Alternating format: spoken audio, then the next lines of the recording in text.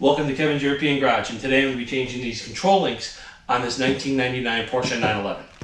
Okay, so I got the front control arms over here. I'm going to be using those Melee ones. I know it says Hamburg, Germany, but I'm kind of questionable about exactly where these things were made. But no one seemed to be complaining about them on the internet, out of everything I read about them. So I decided I'm going to use these instead of going with the factory ones. So let's unpack one. Okay, so here we got the factory one compared to the Melee one. And you can see the Melee one looks like it's slightly beefier in some locations. So look over here. You can see that it's wider over here compared to over here on this one over here. So it's going to make for just a little bit of a not a tricky installation, but you're going to have to modify the brake duct that goes on top of this just so that it fits on this. But it's just a couple little cuts in it. Nothing, not a really big deal. You know, if you went back to, like, say, the factory one, it's not going to inhibit you putting that thing back onto the factory one. So let's start taking out the control arm link. See, we're going to have to remove this bolt, this one, and this one over here to get the control arm link out.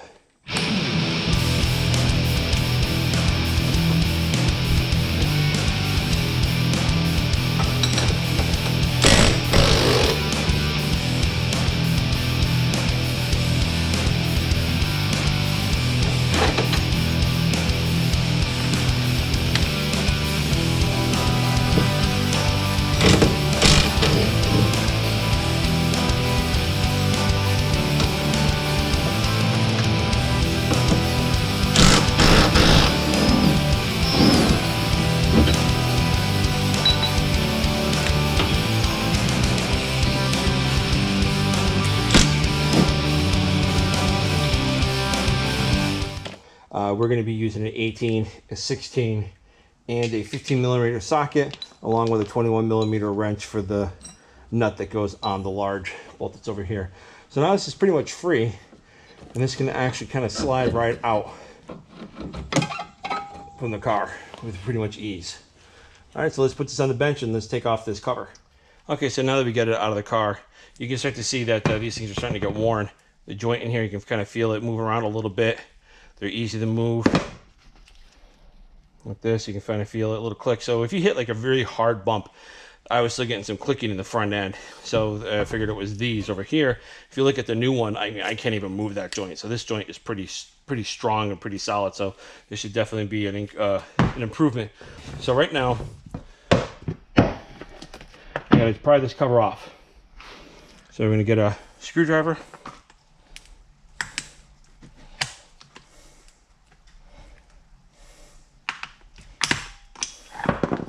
Let's take it off the cover.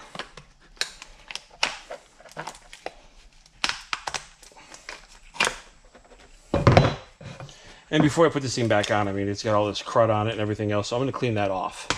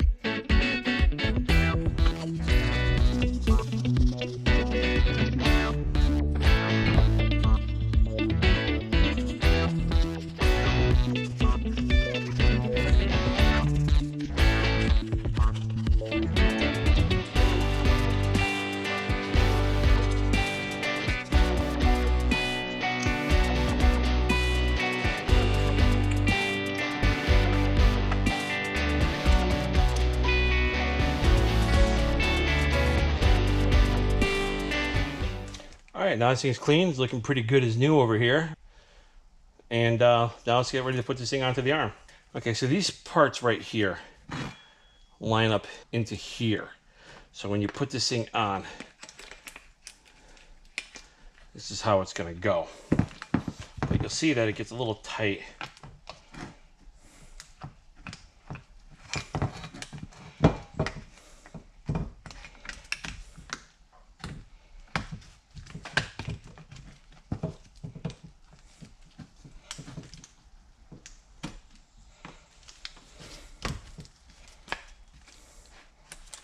slide it in to get those in there.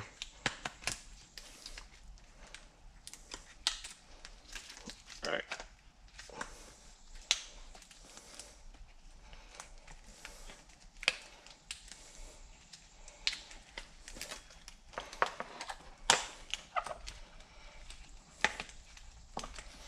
This part fits fine on here.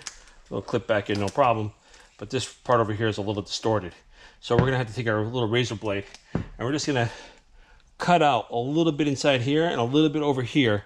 Not much, just a little bit, just so that this thing fits on there normally. You still won't be able to put this on here because this is definitely much wider than the factory one over here. But I don't think it's gonna go anywhere, so I'm not worried about it, about clipping that thing back on. What I'm going to do on this is I'm just going to trim a little of this section out right over in here and just kind of go out and then down.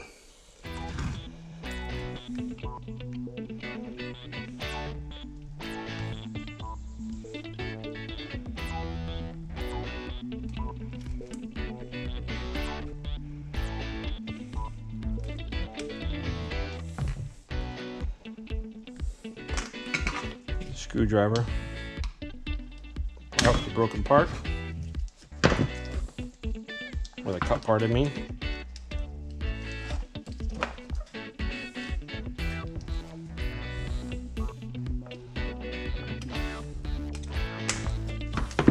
So you don't need to do much, just a little bit over here. And we'll do this side.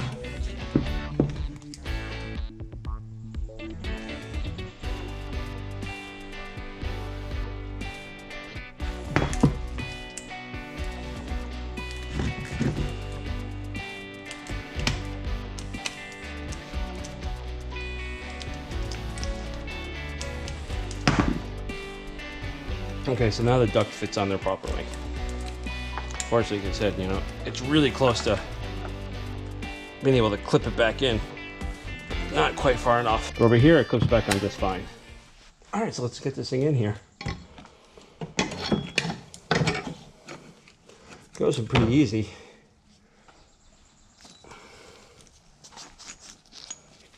And we'll just start test fitting.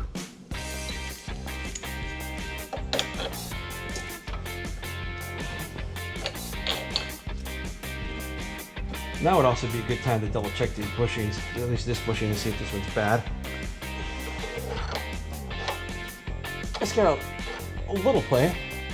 It's not terrible. I will be replacing these with Power Flex bushings in the future, in the very near future.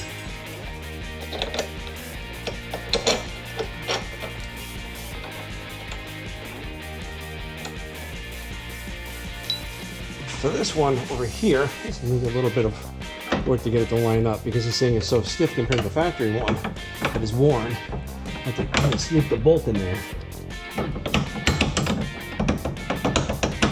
And kind of twist it to lock it.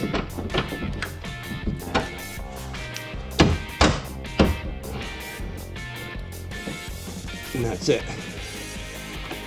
Just thread them in there properly. These should pretty much go right in for you. You shouldn't have to fight them. If you're fighting them, you're cross-threading them.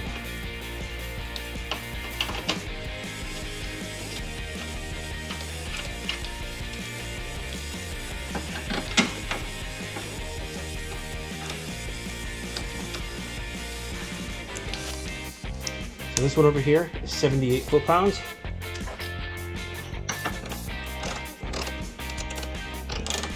Or 75 foot-pounds.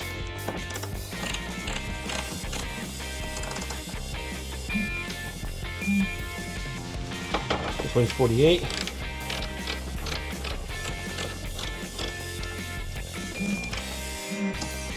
And this thing's 118.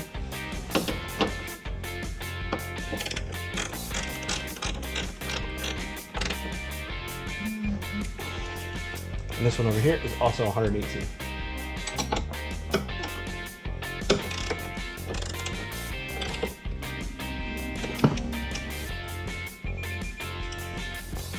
Okay, that's it. That's how you reinstall this lower control arm link. Okay, so now I'm taking out for a quick drive after I replace those control arms.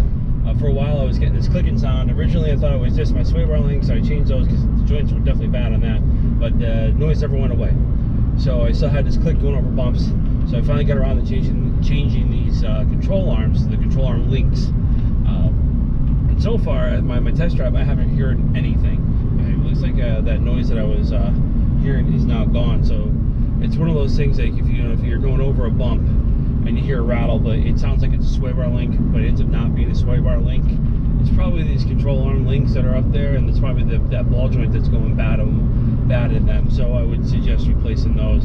And these Miley ones, or Melee, or however you want to pronounce it, it looks like they seem to be pretty good quality, and they're definitely like half the price of what the factory ones are. So I'll run these for a while and see what happens, and go from there. Thanks for watching Kevin's European Garage.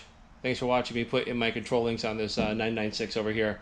I got a lot more videos coming up. Subscribe, and for the people that are already subscribing, thank you so much. We'll see you soon.